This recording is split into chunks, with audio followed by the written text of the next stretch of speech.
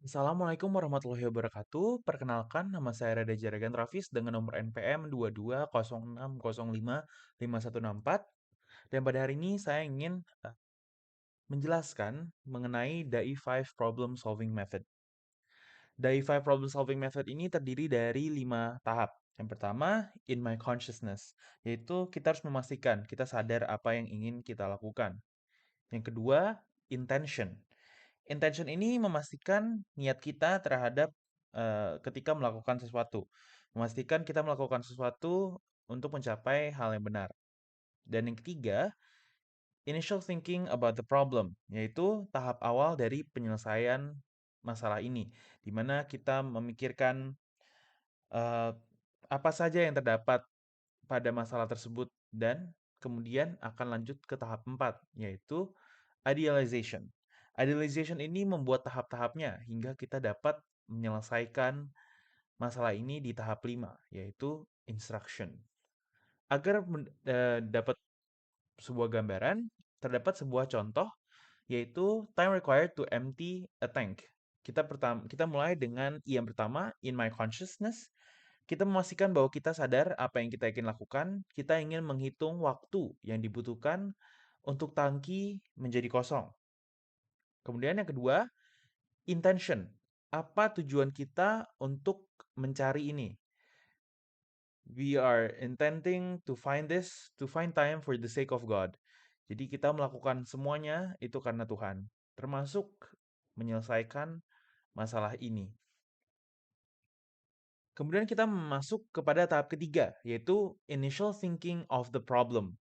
Di sini kita melakukan dekomposisi dari komponen-komponen dan properties yang ada. Kemudian kita juga mencari pattern yang yang berdasarkan objektif kita, lalu kita melakukan asumsi-asumsi dan basic principles.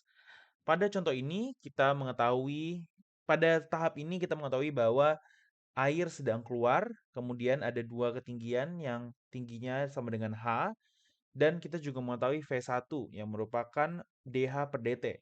Ini dH per dt merupakan perubahan tinggi per perubahan waktu.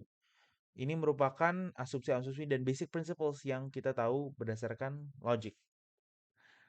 Kemudian setelah kita mencari lebih tahu dan kita melakukan initial thinking of the problem, kita melakukan idealization.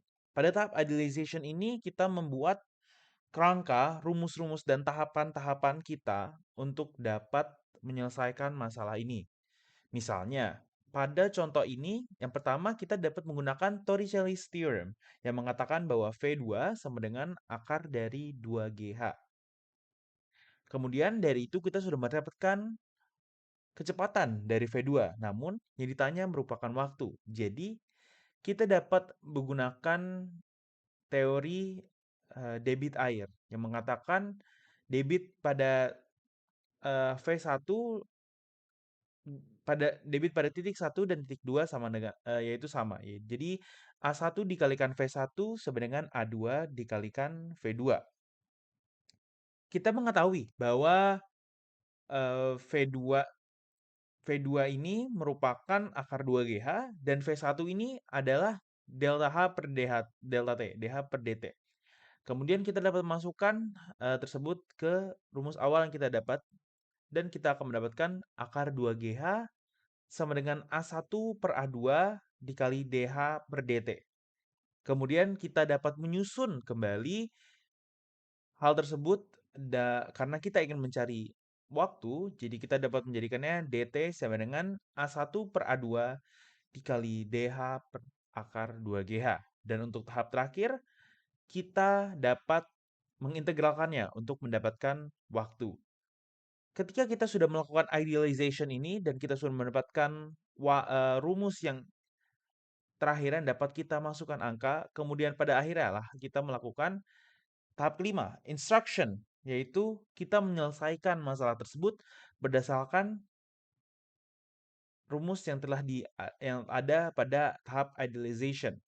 Namun untuk contoh ini karena tidak terdapat angka spesifik, maka instruction ini tidak akan saya lakukan. Namun apabila terdapat data-data yang mendukung pada soal seperti layaknya pada soal pada sebenarnya, maka kita akan mendapatkan jawaban akhirnya pada tahap instruction ini.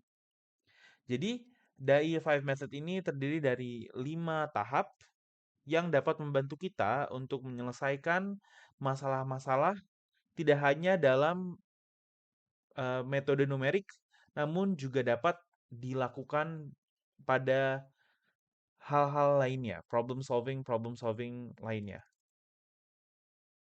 Sekian dari saya, mungkin selebihnya mohon maaf. Terima kasih. Wassalamualaikum warahmatullahi wabarakatuh.